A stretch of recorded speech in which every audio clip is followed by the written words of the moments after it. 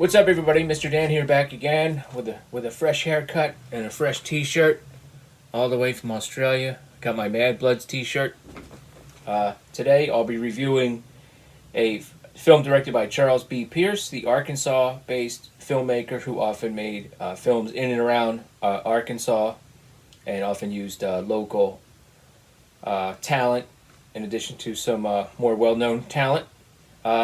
His films are interesting. A lot of them feel the same. I've really become a fan. I was first introduced to him, as many were, from Mystery Science Theater. Oh, you can't see the poster. And the film of his that they did was The Legend of Boggy Creek 2. I'm a huge fan. I remember at the time, when I worked in a video store. I was having a conversation with one of the other clerks. He was an older guy who had seen a lot more movies than me. And he said, "You know what? That movie's not actually that bad." And I agreed with him. It's not that bad. It's a funny episode of Mystery Science Theater because a lot happens. But it's a fun movie, and his movies have like a quaintness to them, like an earnestness, and you got to respect somebody who just did whatever it took to be a filmmaker. So that's how a lot of people know Charles B. Pierce. That and probably this movie, The Town That Dreaded Sundown, which of course had kind of a remake. I don't really consider it a remake. Well, I'll get into that another time. There's another movie called The Town That Dreaded Sundown, where one of the characters is Charles B. Pierce's son, a fictionalized version of his son. His son would be in a few of his films. So those are probably his two most well-known films. Today, however, I'm not reviewing this. I'm reviewing the bonus feature, The Evictors. This is a film I first heard about either from Jason from Horrific Nightmares JM or from Joe, the horror man. I forget which. It came up and the title caught me, The Evictors. That sounds pretty cool. How cool is this? This Scream Factory has a whole bonus movie. Just give me a second here. There you go. While I'm flipping this around, The Evictors stars Michael Parks, somewhat young, Vic Morrow, probably one of the more established character actors in this. Sue Ann Langton, who I was kind of curious about her, and I kind of looked her up on IMDb. Oh my goodness! Wow, she was when she was younger, she was beautiful. And Jessica Harper, who we know from Suspiria. Jessica Harper is absolutely perfectly cast for this movie. Michael Parks is very good, too. This is the kind of younger, calm Michael Parks. Later on, Quentin Tarantino, as he did with many older actors who he grew up watching, would bring him back to appear in some of his films, among other directors.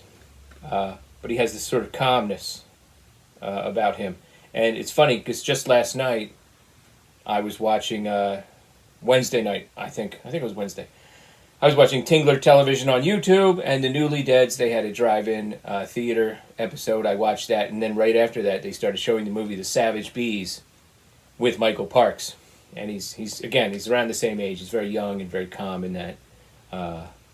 He's just I don't know, just kind of a cool guy. So there's an opening scene of some evictors. People show up from the county. And this is in the 10. It's set in a small Louisiana town. After I went on and on about his films being made in Arkansas. Yeah, it's in the old days, okay? Oh, no, I just bent that.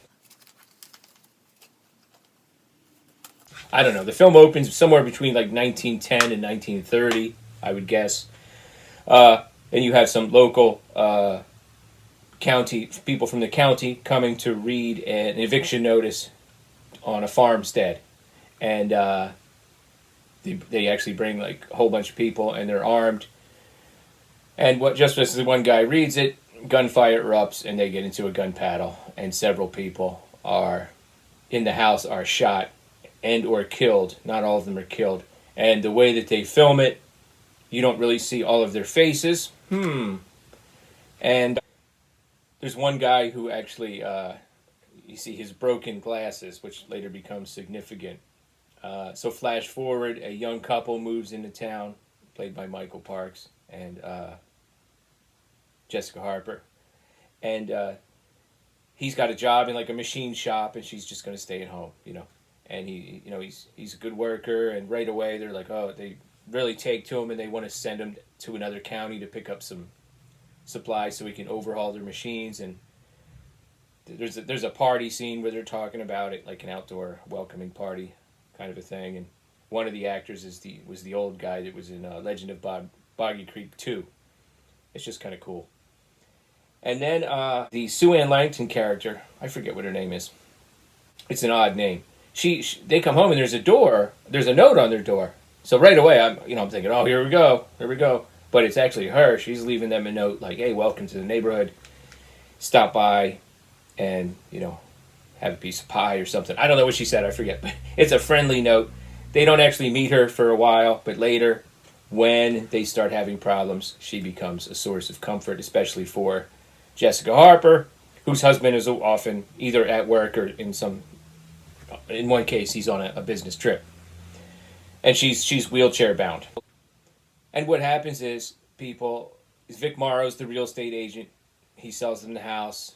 There's a guy they call a peddler, shows up in a truck, a jalopy full of stuff, furniture and stuff, and I don't think they buy anything, but they make a deal where he's going to come back the next day and chop some firewood. So they're getting to know the neighborhood pretty well. And then a couple people start telling them like little stories about like things that happened in the house where other people that moved in had problems and maybe perhaps committed suicide or had an accident. And then they start having these little flashbacks, just like in Legend of Boggy Creek 2, where they had these little vignettes. Like one of them was a comedy one where the guy's in an outhouse and he tips it over because the Boggy Creek monster attacks him, and it's that was played for laughs. But it was that same kind of style, very like a kind of a comforting little stories about people getting murdered. Okay, not comforting little stories, but it's just his filmmaking style is just so easy to watch, is what I'm saying, and I like these little flashbacks he does. So there's a couple of them, and people buy it in some kind of gruesome ways. They just start learning more and more about them.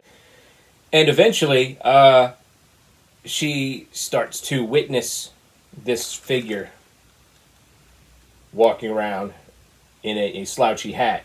And there's some really good shots in this, some very kind of creepy shots of him silhouetted against the moonlight.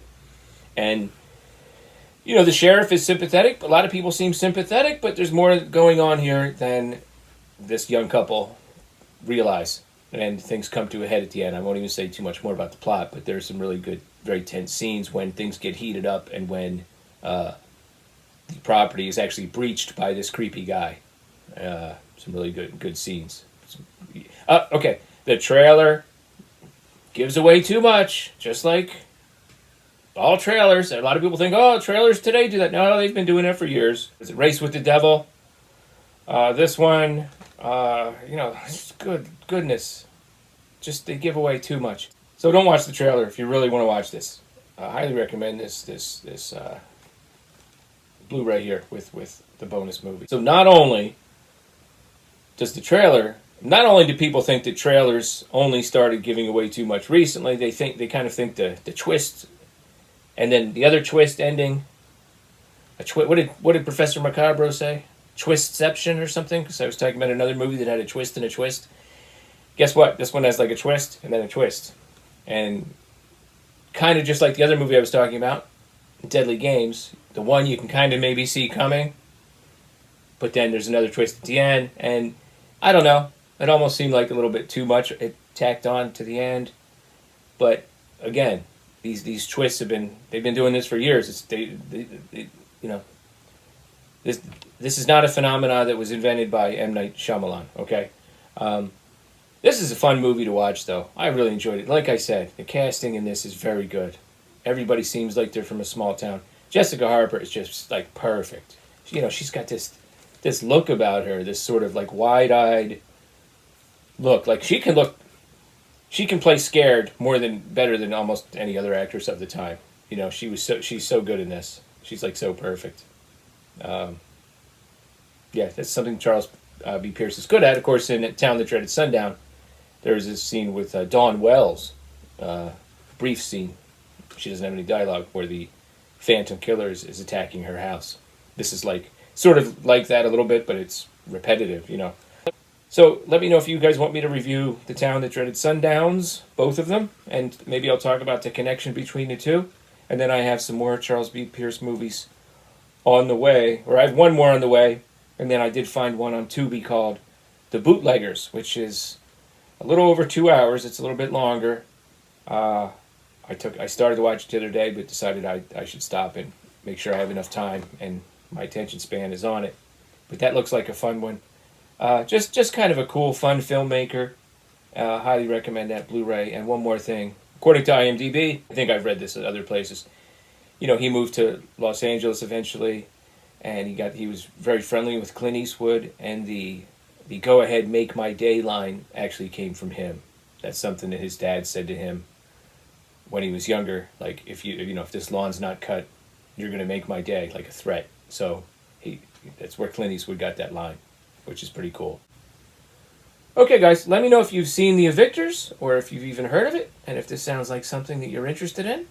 And I'll see you next time. Thanks.